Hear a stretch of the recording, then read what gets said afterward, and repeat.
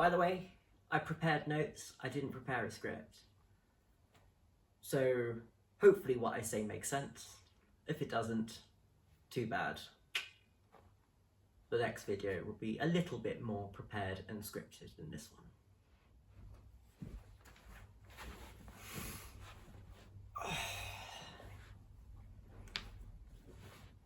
Yes, I've redecorated. So yes, as the background may suggest, I have moved. One of the many reasons why I haven't been present like I wanted to be in the last couple of months. That same statement could refer to my presence on YouTube or just life, to be honest. It's been a month. Or two, I've lost count. But it's been a time. A crazy time, and keeping up with it all has just made me want to lose my shit. This video is not going to be a clean one. It's not going to be well edited, because much like the topic of what I will be touching upon here and in a subsequent video, sometimes the noisiest and best way to be making yourself clear is not by playing by the rules. So where have I been? Well, the last month, almost two, I've had to move. I've been busy with my full-time job, which is incidentally a PhD, leaving not so much time for this. And then even when I do sit down and think I've got some energy to make that long-awaited part 2 original video, come on, After Effects. The part 2 to that, nowhere. And it's not because I haven't wanted to. It's just that every time I think I get close to that point, I've lost the spoons. New stuff has come up in the torrential media landscape at the moment.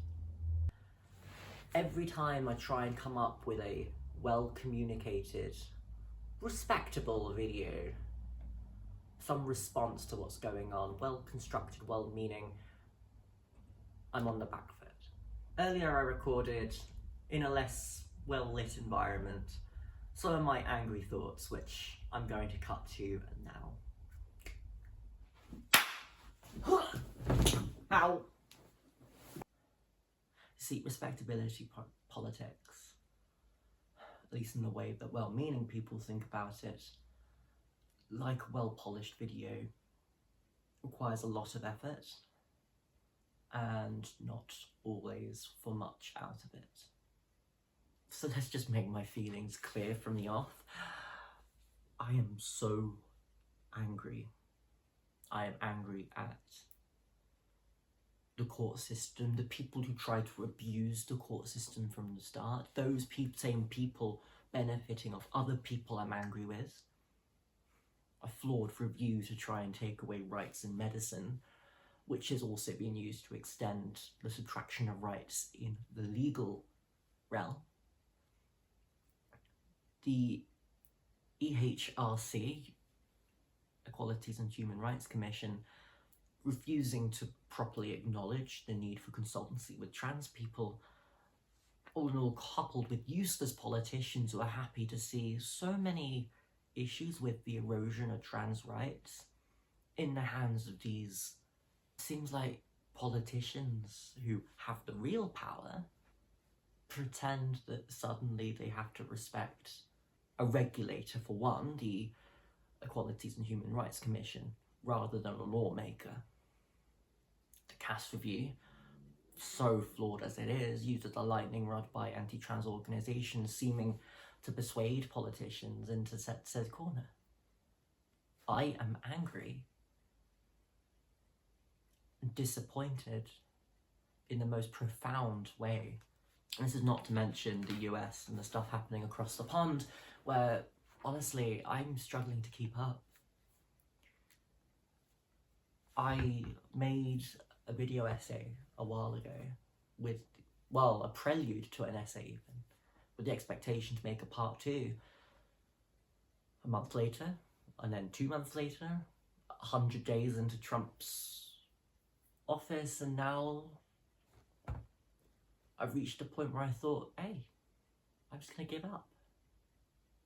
Because I can't keep up with the onslaught of new cases, new evidence, the goalposts shifting, so that anything I say is actually no longer up to date, and not in a good way. Combine that with the events in the UK and it makes it very difficult to make a narrative. Let me back up and make this more general. I'm not only angry with the situation with trans rights in this country, or the US, or the rise of fascism and populism across Europe and the West generally, nor the continued racism and white supremacy, nor the continued ignorance when it comes to ongoing genocide and complicity for it. Not to mention with taking away personal independence payments, attacking those who are the most vulnerable. All of that, and you keep going. You see, I've wanted to come up with a well-constructed video, something which plays by the rules of well-constructed discourse on really any commentary platform. And I've reached a point where I thought I'm just going to drop the sequel. It is too much. The goalposts keep shifting, new evidence comes to light, and I constantly feel like I'm on the back foot. And this has got me thinking about one big way in which a lot of minorities, including, I think especially to my ear and eyes, given my own lived experience as a trans person, trans people, is this notion of respectability politics, keeping groups of people on the back foot. I found respectability politics is appealing to many people. It's respectful, it's well-mannered, it's polite. No shouting across galleys, no hurling loud insults, doing stuff in the quiet. So surely it must be well-intended. The issue of trans people, the issue of disabled people, the issue of genocide in Gaza, if you even acknowledge that, this is one of the key tenets, I think, of respectability politics. And respectability politics draws upon the impersonal. In some ways, it's quite clever. If you can keep it up in the long term, if you're the one in power. You see, it irks me because respectability politics paints not people, but issues. It dehumanizes them, it disconnects them, it makes it disimpassioned. And what's even more amazing is that it can sound well-intended. In the least egregious of situations, respectability politics uses a similar tool to what we find and what we often call British politeness. Doing a limited touch upon something which you find in some way distressing or upsetting and make it a little bit more impersonal. Let me give you an example. I fell into a bit of a trap recently with a good friend and colleague of mine who's Iranian, and I wanted to reach out to him when threatening the lives of people in Tehran. Rather than focusing in my message to him on the human factor and asking directly, hey, how are you doing? How's your family? Are they safe?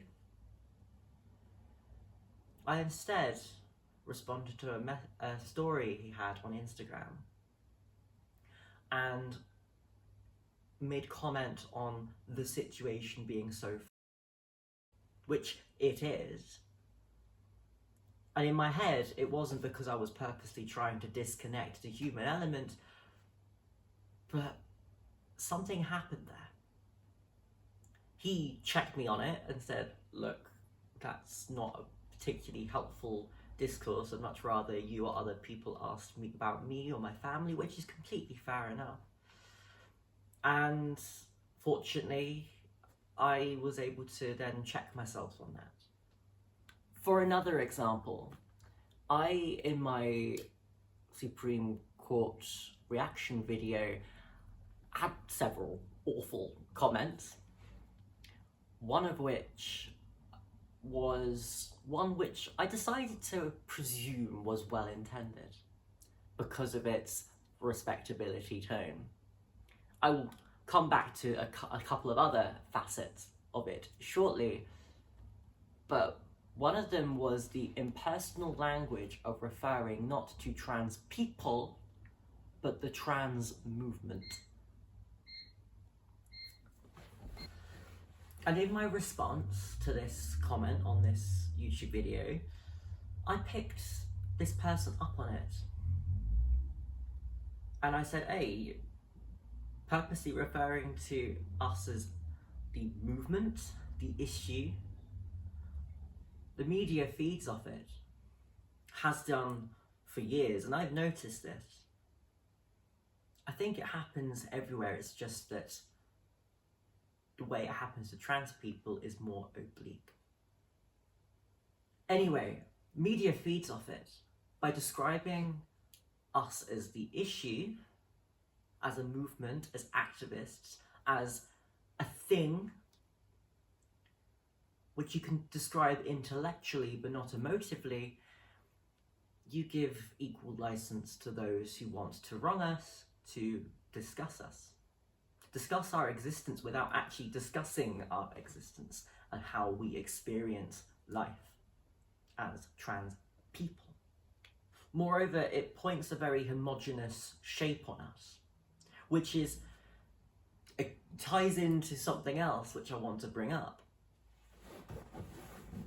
A lot of political discourse which is considered respectable is considered so because we play by rules. Again, in the same response, this comment tries to make out that there isn't a good unified front in the campaign for trans rights. No, because no fight for rights is just one homogenous group. There are intersectionalities, there are subsections,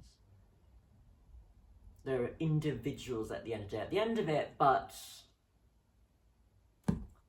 moreover, this is exacerbated by the media constantly encouraging divide and conquer tactics. We are told that we have to follow said mould, a given expectation, but that expectation is incredibly hard to follow, and it requires a level of privilege that not everybody has.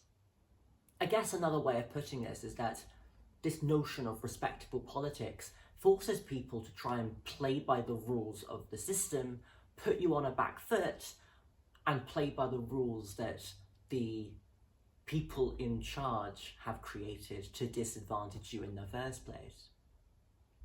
I recently acquired my corrected birth certificate following the acquisition of my gender recognition certificate, and I have mixed feelings about that.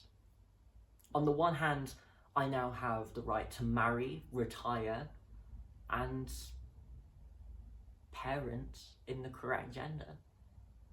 But on the other hand, I feel it's endemic of me having managed to pass so many hurdles, both visible and invisible, to please the people in charge. Do I think that we should need it? No. But likewise, I'm not going to let that stop me from celebrating in my own way, having reached this milestone, which I'm also not going to let cloud my vision as to what it kind of means. The other thing I want to mention is that this idea of doing politics respectably, whatever that means, and we will come to that, is it takes time, it takes energy. Those who already have money and power can very easily put on a suit and tie or a very nice dress and speak in front of the camera of GB News. Meanwhile, those of us who have jobs, who might be disenfranchised already by the system we're fighting, the most vulnerable have the least power, and therefore the least time and energy to put forward. One other thing I want to bring up is that in this response, which I addressed, was this idea that apparently people are supposed to go high instead of going low. You see, one of the critiques I got in this same comment on YouTube was this idea that some of the campaigning of certain groups of people is embarrassing. But they decided to compare this to their vision of apparently what the liberation of gay rights was like in the 80s. To this person's mind, gay people were marching on the street in suits and ties. A very middle-class looking representation of activism, which is patently false. Stonewall itself was a riot. And there's a broader history of people going low rather than going high. You piss people off enough, you oppress them enough, they are going to ping back. That is history, and that is present, and that is future. I mean, hell, everyone wants to celebrate the suffragettes, including the women of parliament in the UK, where TERFs also adopt their colours. And yet, are we forgetting that in the modern day, the suffragettes would probably be prescribed as a terrorist organisation? They blew up letterboxes. They committed vandalism. Those actions do not scream to me middle-class respectability. If this notion of respectability politics is so important, why is it also in many ways a lie? How do I think we're going to achieve trans liberation alongside other liberations against genocide, against the assault of rights on disabled people? I don't think it's by relying on the system exclusively. Sure, the courts, politicians, and polite activism can play a role, but I think history tells us that actions have to be a little bit louder than relying on the ballot box. In the end, I think the fight for trans rights, as with anything else, is going to rely on people getting louder and calling out the system for what it's been doing. So on that note, finally my part 2 video, I'm going to be looking at the BS on both sides of the pond, and I'm going to get a bit angry. I will connect what is going on either side to this idea of respectability, how I think it is carried out, and why I think it is quite powerful. I've been quite active in the last few weeks, being creative, just not putting anything out there. I have had ideas for songs, poems, stories, things I would like to put out there as my little diary for myself. We'll see what I end up doing. And if I have to say anything else in this video before I close off, if you truly want to be a good ally for pick your cause, don't play it polite.